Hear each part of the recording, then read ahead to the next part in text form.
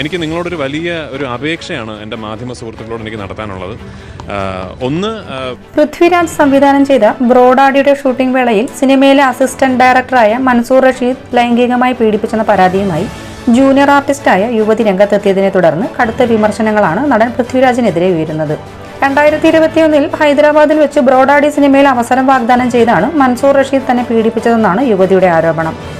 ഈ സംഭവം അറിഞ്ഞിട്ടും പൃഥ്വിരാജ് നടപടികളൊന്നും സ്വീകരിച്ചില്ലെന്നും തന്റെ അടുത്ത സിനിമയായ എമ്പുരാനിൽ ഈ വ്യക്തിയെ സഹസംവിധായകനായി സഹകരിപ്പിക്കുകയും ചെയ്തുവെന്നുമാണ് പൃഥ്വിരാജിനെതിരെ ഉയരുന്ന ആരോപണങ്ങൾ.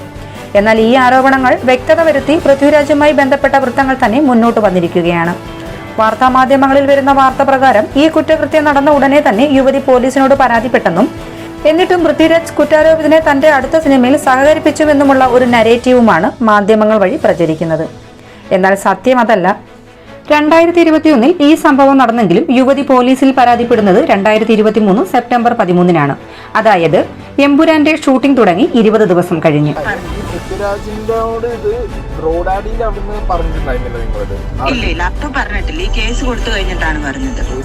യുവതിയുടെ തന്നെ വാക്കുകൾ പ്രകാരം കേസ് കൊടുത്ത ശേഷമാണ് പൃഥ്വിരാജ് ഈ സംഭവം അറിയുന്നത് തന്നെ.